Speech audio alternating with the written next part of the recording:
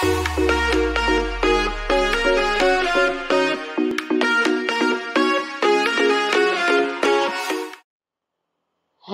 magandang umaga sa lahat ng mag-aaral ng ikalawang baitang. Oras na naman para tayo ay mag-aral, matuto at magsanay gamit ang ating module sa Araling Panlipunan. Isang napakagandang aralin ang ating mababasa, mauunawaan at matututuhan ngayon. Handa na ba kayo? Tara, simulan na natin. Para sa ating pagsisimula, siguruhin na hawak natin o nasa tabi natin ang ating module sa Araling Panlipunan pagkat ito ang pangunahing kagamitan natin sa pagkatuto. Ihanda rin natin ang ating lapis at ang ating notebook o sagutang papel na siyang maglalaman ng mga sagot natin sa bawat pagsasanay o gawain na nakapaloob sa ating module. Ulitin natin, dapat may module, check. Dapat may lapis, check. Dapat may notebook o sagutang papel, check. Hayan, handang-handa na talaga tayo sa ating pag-aaral. Tara, simulan na natin. Ang leksyong pag-aaralan natin ngayon ay patungkol sa tungkulin at gawain ng mga bumubuo ng komunidad, kaugnayan sa sarili at pamilya. Alam mo ba na ang mga tao at institusyon na bumubuo sa komunidad ay may mahalagang tungkulin at gawain sa ating komunidad? Alam mo ba na ang kanilang mga tungkulin at gawain ay may kaugnayan sa ating sarili at sa ating pamilya? Alam kong ikaw ay isang mabait na bata, kaya mapahalagahan mo ang lahat ng bagay na itutulong nila sa atin. Para sa alamin, ang module na ito ay naglalaman ng mga gawain at aktibidad upang maunawaan ng mga mag-aaral ang kaugnayan sa sarili at pamilya ng mga tungkulin at gawain ng mga bumubuo ng komunidad. Sa katapusan ng module na ito, ikaw ay inaasahan na number 1, natutukoy ang mga tungkulin at gawain ng mga bumubuo ng komunidad. Number 2, mailalarawan ang gawain at tungkulin ng mga bumubuo ng komunidad. At number 3, naiuugnay ang tungkulin at gawain na bumubuo ng komunidad sa sarili at sa pamilya. Para sa subukin, ito ang dapat gawin. Kulayan ng asul ang parte ng tandang pananong kung ito ay tumutukoy sa tungkulin at kulayan naman ng pula kung tumutukoy sa gawain. Kapag ito ay tungkulin, kulayan ng blue ang tandang pananong at kulayan naman ng pula o red kapag patungkol sa gawain. Ito ang mga pahayag. Number 1, paggawa ng batas at alituntunin ng pamahalaan. Ito ba ay tungkulin o gawain? Kulayan ng blue kung tungkulin at red naman kung gawain. Number 2, pagtuturo ng simbahan ng mabuting gawa ayon sa Biblia. Number 3, pagpapanatili ng pamahalaan ng kaayusan sa komunidad. Number 4, pagbibigay ng paaralan ng formal na edukasyon. At number 5, pagtataguyod ng serbisyong medikal ng mga ospital o health center. Para sa balikan, ito ang dapat gawin. Piliin mula sa bubong ng bahay ang mga institusyon na tinutukoy sa bawat pangungusap.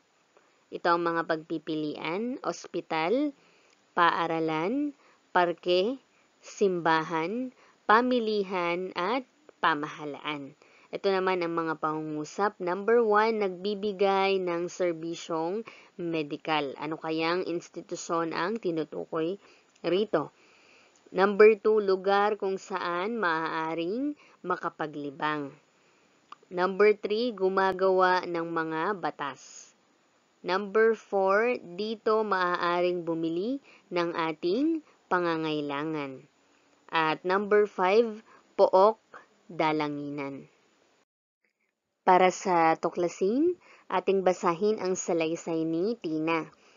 Ang bawat bumubuo ng komunidad ay may tungkulin at gawain na may kaugnayan sa ating sarili at pamilya.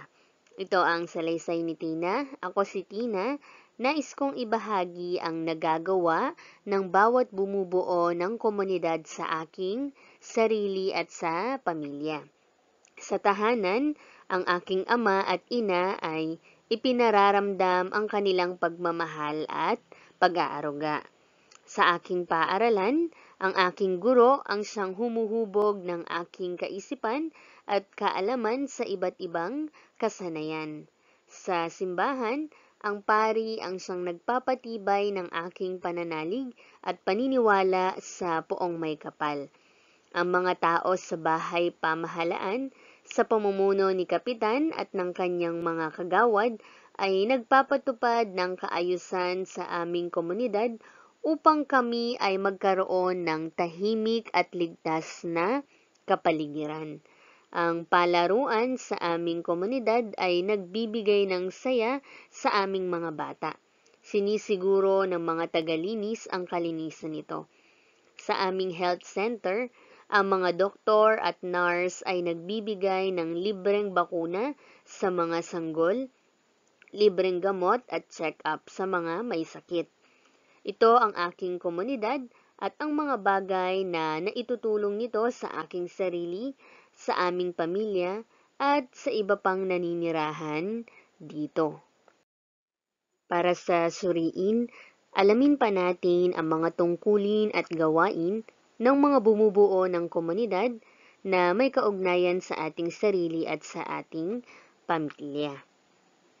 Ang bawat isa sa atin ay may mga tungkulin o responsibilidad na ginagampanan sa ating komunidad ukol sa isang partikular na gawain.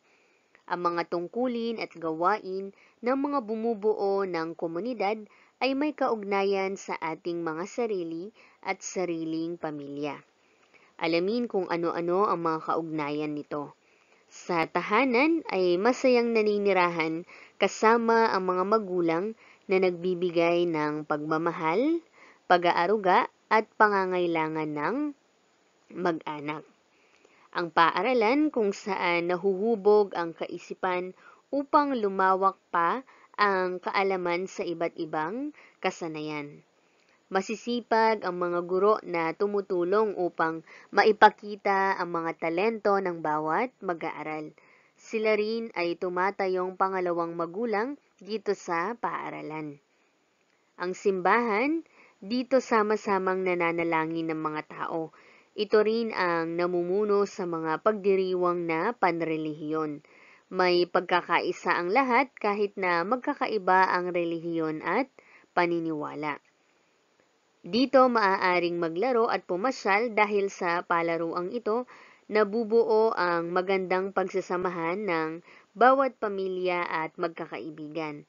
Dito ginaganap ang mga palabas at programa ng aming komunidad. Sa health center, pumupunta ang mga tao upang magpakonsulta ng kanilang mga karamdaman. Ito ang nangangalaga sa kalusugan ng mamamayan. Nagbibigay ito ng libreng bakuna, namamahagi rin ng mga gamot sa mga naninirahan.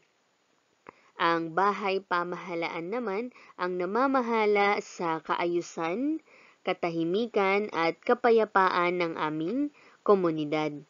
Sa pamumuno ng kapitan, kasama ang mga kagawad, ipinatutupad nila ang mga batas. At ang panghuli, ito ang pamilihan kung saan namimili ng pangunahing pangangailangan ng mga naninirahan sa isang komunidad. Para sa pagyamanin, piliin ang letra ng estruktura ng komunidad na tinutukoy sa bawat pangungusap. Isulat ang titik ng tamang sagot sa patlang. Ito ang mga pagpipilian. Letter A, pamilihan. Letter B, ospital o health center. Letter C, simbahan. Letter D, palaruan. At letter E, paaralan. Number 1, dito nagpupunta ang pamilya ni Mang Kiko tuwing araw ng linggo upang magsimba. Number 2, dito dinadala ang mga may sakit upang makapagpagamot. Number 3, lugar kung saan natututo ng iba't ibang kasanayan ang mga bata. Number 4, dito kung saan tinutulungan ni Ana ang kanyang ina pang bumili ng kanilang pangangailangan. At number 5, ito ang lugar kung saan madalas pumasyal at maglibang si Lina kasama ng kanyang mga kaibigan. For letter B, itiman ang masayang muka kung ang isinasaad na pahayag ay tama at malungkot na muka naman kung mali. Ang gagawin ay seshadan o iitiman ang masayang muka kung tama ang ipinapahayag at malungkot na muka naman ang seshadan o iitiman kung ang ipinapahayag ay hindi tama. Number 1, ang pamilihan ang tumutugon sa pangunahing pangangailangan ng mga tao tulad ng pagkain, damit at iba pa. Number 2, sa ating simbahan, pinapanatiling malusog ang bawat taong naninirahan sa isang komunidad. Number 3, ang pamahalaan ang tagapangalaga sa kaayusan at kapayapaan ng komunidad. Number 4, tungkulin ng paaralan na mabigyan ng edukasyon ang bawat mag-aaral sa komunidad. At number 5, isa sa tungkulin ng pamahalaan ang magpaliwanag sa mga salita ng Diyos na ayon sa Biblia. For letter C, lagyan ng check kung ito ay gawain at tungkulin ng mga kasapi ng isang komunidad at X naman kung hindi. Number 1, nagbibigay ng libreng gamot at bitamina sa mga health center. Number 2, naglalaan ng parke o lugar pasyalan. Number 3, mataas na presyo ng mga bilihin sa palengke o pamilihan. Number 4, nangunguna sa mga illegal na gawain sa komunidad. At number 5, nagpapanatili ng kaayusan at kapayapaan ng isang komunidad. For letter D, iguhit ang star kung tama ang pahayag sa bawat pangungusap at buwan naman kung ito ay mali. Isulat sapat lang ang sagot. Number 1, kabilang sa gawain ng paaralan ang pagpapalawak ng kaalaman at pagtuturo ng wastong pag-uugali. Number 2, tungkulin ng paaralan na gumawa ng batas, alituntunin at patakaran ng komunidad. Number 3, ang ospital o health center ang nagtataguyod ng serbisyong pangkalusugan. Number 4, ang simbahan ang pinagdarausan ng pagtitipon, pagdiriwang at programa ng komunidad. At number 5, tungkulin ng bawat pamilya na tumugon sa pangangailangan ng mag-anak. For letter E, ibigay ang mga tungkulin at gawain ng mga sumusunod na institusyon sa komunidad. Isusulat natin ang tungkulin at gawain ng bawat institusyon na babanggitin sa bilang 1 hanggang 5. Ito ang mga institusyon. Number 1, pamilya. Number 2, pamahalaan. Number 3, paaralan. Number 4, ospital. At number 5, pamilihan. Isulat ang mga tungkulin at gawain nila sa loob ng bahay. For letter F, piliin ang letra ng tungkulin o gawain na naipahahayag sa bawat sitwasyon. Isulat sapat lang ang tamang letra. Ito ang mga pagpipilian. Letter A, magtinda ng pangunahing pangangailangan sa presyo na abot kaya ng mga tao. Letter B, tumutugon sa pangangailangan ng mga anak. Letter C, pagpapalawak ng kaalaman. Letter D, nagpapanatili ng kaayusan at kapayapaan sa komunidad. At letter E, pinapanatili ang malusog na pangangatawan ng mga tao sa komunidad. Number 1, nagsusumikap si Mang Elias sa pagsasaka sa kanilang munting bukirin upang matustusan ang pang-araw-araw na pangangailangan ng kanyang mag-anak. Number 2, isang aktibong mag-aaral si Tina, madalas ay lumalahok siya sa mga patimpalak. Number 3, masayang naninirahan ang mag-anak na Cruz sa bayan ng Tarlac dahil tahimik, payapa at may pagkakaisa ang bawat mamamayan dito. Number 4, bihirang may magkasakit sa mag-anak ni Aling Dita, sinusiguro niyang kompleto sa bitamina ang kanyang mga anak galing sa kanilang health center. At number 5, pinapanatiling abot kaya ang mga bilihin sa lungsod ng Tarlac upang lahat ng mamamayan ay makabili ng kanilang mga pangangailangan.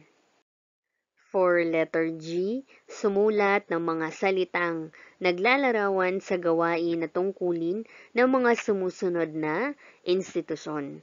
Mag-iisip ka ng salita na siyang maglalarawan sa tungkulin o gawain ng bawat institusyon na aking babanggitin. Ang mga institusyon ay paaralan, ospital, simbahan, parke, at pamilihan. For letter H, pumili ng isang institusyon na matatagpuan sa iyong komunidad. Kumpletuhin ang mga impormasyong hinihingi sa ibaba.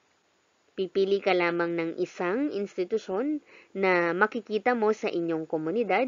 Pagkatapos ay susulatan mo ng kanilang tungkulin, kanilang mga gawain, at ang mga kaugnayan o nagagawa nito sa iyong sarili at sa iyong pamilya. Para sa isaisip, piliin sa loob ng ulap ang mga salitang angkop sa bawat pahayag.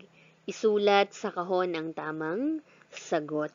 Ito ang mga pagpipilian: komunidad, tungkulin, sarili, pangangailangan, gawain. Ito naman ang pahayag na ating kukumpletuhin. Ang bawat bumubuo ng blank ay may mahalagang blank at gawain. Ang mga tungkulin at blank na ito ay may kaugnayan sa ating blank at sariling pamilya na nakatutulong upang mapunan ang ating mga blank sa pagkain, kalusugan, edukasyon, espiritual at libangan.